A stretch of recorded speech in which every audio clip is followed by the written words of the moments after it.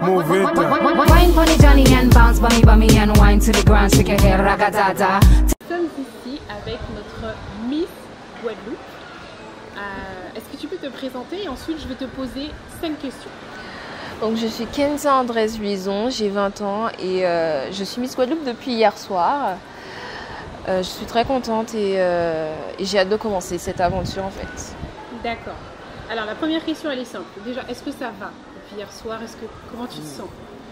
Oui, ça va. Les émotions commencent à prendre du sens en fait parce qu'au début c'est très mitigé, on a plein de choses qui se mélangent et ça fait qu'on est un peu perdu, un peu en suspension et là je commence à redescendre. Exactement.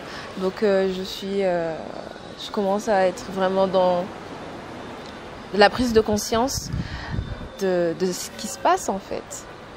En tout cas moi je suis très émue et un peu, comment on peut dire ça, intimidée, parce qu'elle est d'une beauté. Non mais ce que vous voyez à la télé, c'est encore mieux en vrai.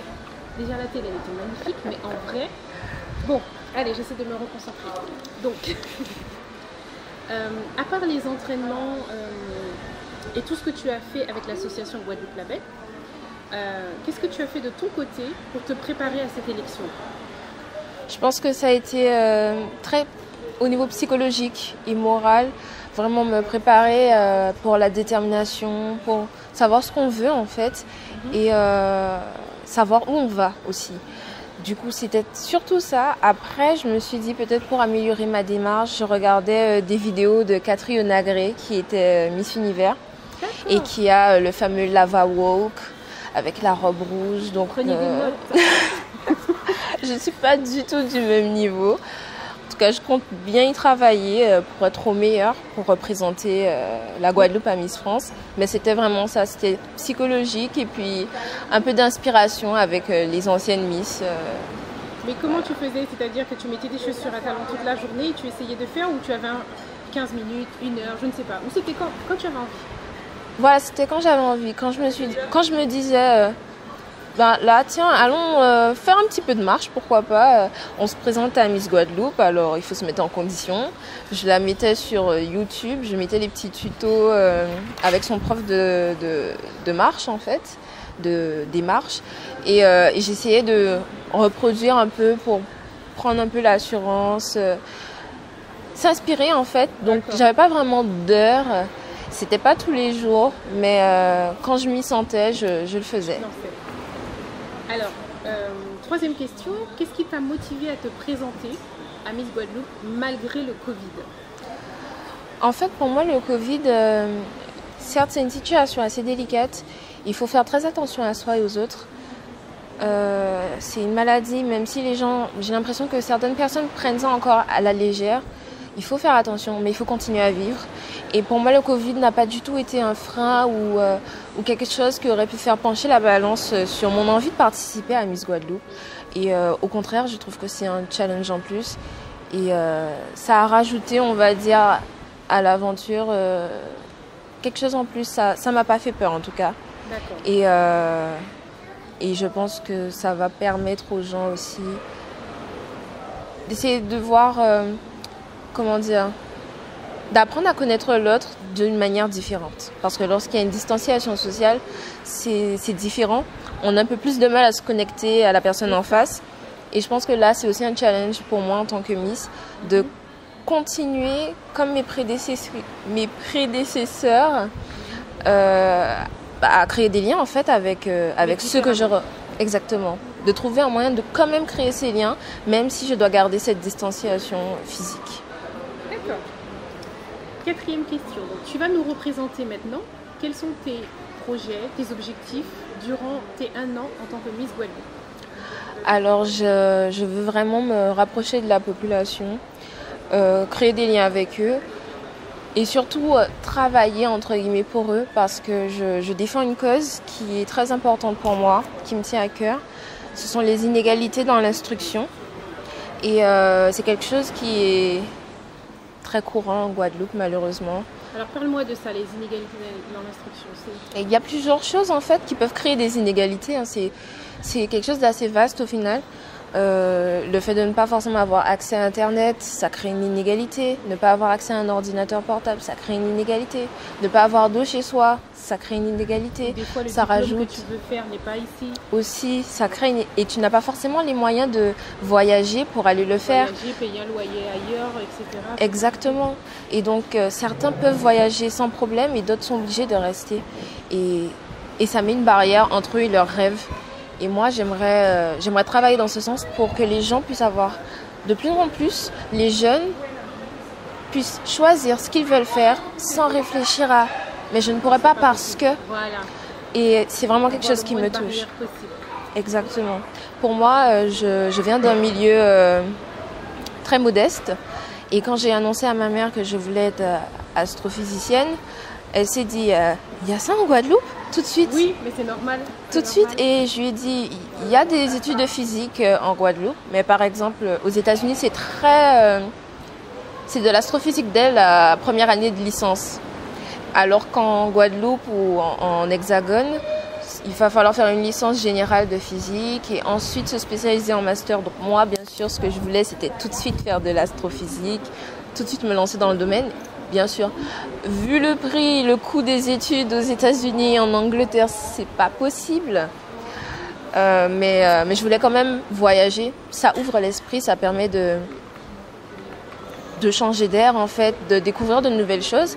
Et c'est très enrichissant. Il faut toujours retourner en Guadeloupe après. C'est très important. Tu as été dans une très grande Je reviens dans l'Hexagone. Quel est à Sorbonne University. Voilà, à la Sorbonne quand même. Et elle est revenue. Et je reviens cette année, je suis en Guadeloupe. Je ne sais pas pour les années qui vont suivre, parce que moi j'aime bien bouger. On va pas prédire l'avenir non plus. Mais... Exactement.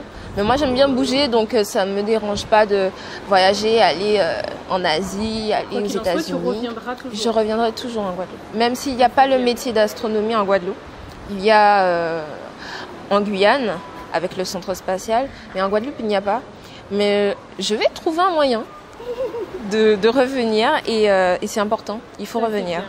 Ah, ça fait chaud au cœur d'entendre ça. Donc justement, on est parti très loin dans cette conversation, mais justement c'est ce que je voulais dire, c'est que là aussi il y a une inégalité. Donc moi j'ai pu partir en France faire 2 ans et tout le monde ne peut pas. Et ça a été très dur pour ma famille parce qu'il a fallu faire des sacrifices, vraiment se serrer la ceinture parce que le loyer, je connais ça avec ma fille dur. Qui va faire sa première année de licence là. Voilà. Et il y a des familles pour qui ça ne pose pas de problème et d'autres qui ne peuvent vraiment pas le faire. Je connais des personnes parce que même si tu as des aides, que ce soit la bourse ou des choses comme ça, c'est pas suffisant. Ça va t'aider, mais le reste, il faut sortir de ta poche. Et là-bas, l'enfant doit manger, doit avoir un petit peu de sous quand même. Il y a des fournitures à acheter, un ordinateur, enfin... Et les imprévus? Oui, moi j'aime pas ça. Voilà, imprévu. c'est ça. C'est vrai. Et un imprévu, c'est vite arrivé. Et en même temps, toi en tant que maman, moi je me dis je vais me battre pour qu'elle puisse faire ce qu'elle veut.